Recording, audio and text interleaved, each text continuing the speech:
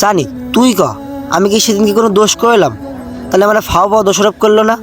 এই দাঁড়া, পরে কথা করছি, সামনে মাদ্রাসা। এই দেখ, এই মাদ্রাসায় আমার ছোটো ভাইরে ভর্তি করলাম। তো এই মাদ্রাসাটা খুব ভালো। আচ্ছা, তোর যে এটা দেখাতে নিয়ে আসলাম, এখানে কিন্তু হাজার হাজার কবর। আমাদের কিন্তু আসার টাইম আছে, কিন্তু যাওয়ার টাইম কিন্তু নেই। তুই কিন্তু আগে নামাজ পড়তিস নি, এখন কিন্তু 5 ওয়াক্ত নামাজ পড়ার চেষ্টা করিস। নামাজ পড়লে কি কোনো ক্ষতি হয়? আরে পাগল, নামাজ পড়লে আল্লাহ পাক খুশি হয়। ভাই আমরা কিন্তু মুসলমান ভাই, আমাদের কিন্তু নামাজ পড়তেই হবে। এখন দেখেছিস ভাই, এখানে কিন্তু হাজার হাজার মানুষ, কেউ কিন্তু বাইসে নেই ভাই। তুই যদি এই কথাটা মনে রাখিস যে আমাদের একদিন মরতে হবে, তাহলে তুই নামাজ ছাড়বি না। আমাদের কিন্তু বয়স কম হয়নি, আমার কিন্তু 19-20 বছর বয়স। এখন যদি আমরা নামাজ না পড়ি, তাহলে কখন পড়বো ক ভাই? চল তাহলে আমার দাদার কবরটা একটু জিয়ারত করে আসি। একটা কথা কিন্তু মনে রাখতে হবে ভাই, আমরা কিন্তু মুসলমান। তুমি আমারে কেন কোরআন শিখাইলে না? কেন আজকে আমি কেন তোমার কবরের পাশে বসে কোরআন শরীফ পড়তে পারতেছি না? আমারও তো মনে হচ্ছে আমার বাবার কবরের পাশে বসে কোরআন শরীফ পড়ি।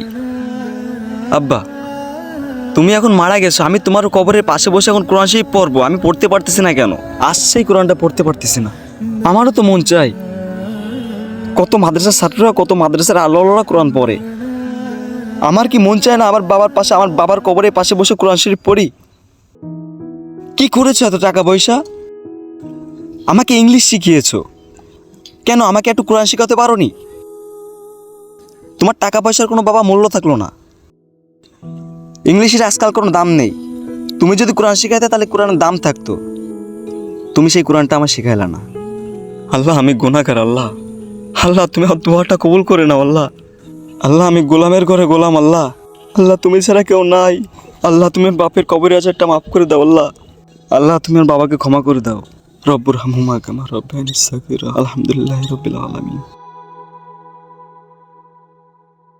আসসালামু আলাইকুম। ওয়ালাইকুম আসসালাম। সানি, আমার আব্বু তো মারা গেছে, তুমি তো জানো। তা কবর জিয়ারত করা আসা হয় না। 5টা বছরের মধ্যে মনে হয় দুইবার আইছে এখানে কারবালায়। তা আজকে আসলাম। হ্যাঁ, তা তোমরা আমার বাবার জন্য দোয়া করো, তোমার চাচা হয়তো দোয়া করো আমার বাবার জন্য। হ্যাঁ, কারণ আমার তো সময় সুযোগ হয় না, আর আমি একটু ব্যস্ত থাকি সব সময়ের জন্য, আর এখানে আসাও হয় না। তা আজকে সময় হলো, তা আজকে আসলাম এখানে। আকাশ না এটা? হ্যাঁ ভাই। আরে তোর তো চেনা যাচ্ছে না। আরে আমার বন্ধু। তা কার বলা ইসলাম তো হাসতেছি না। তা তুই তো আমার বন্ধু, তুই জানিস না? ভুলে গেলি আমাকে? আরে বন্ধু, তোরে কি ভোলা যায় ক? কতদিন পরে তোর সাথে দেখা। চল বাসার দিক চল। দাদার কবরটা একটু জিয়ারত করতে এলাম, তা করেছি। হ্যাঁ, আমি আর সানি করলাম। যাক মাশাআল্লাহ। হ্যাঁ ভাই, তোর বাবার জন্য তো দোয়া করি ভাই। আমি তো করি ভাই, আমি সবার জন্যই দোয়া করি ভাই।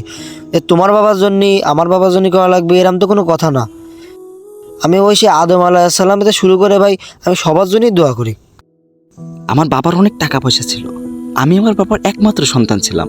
সে আমারে কিন্তু কোরআন শরীফ পড়ায়নি, আমারে সে ইংলিশ পড়ায়ছে, বাংলা পড়ায়ছে। আমি অঙ্ক, ইংলিশ, বাংলা হিসেবে ফার্স্ট। আমি বড় বড় ডাক্তার, ইঞ্জিনিয়ারের সাথে আমি চলাফেরা করি। আমার বিদেশে অনেক কোম্পানি আছে। এই টাকা পয়সার এখন কোনো মূল্যই নেই। আজকে আমি আসলাম আমার বাবার কবর জিয়ারত করতে, তাই না আকাশ?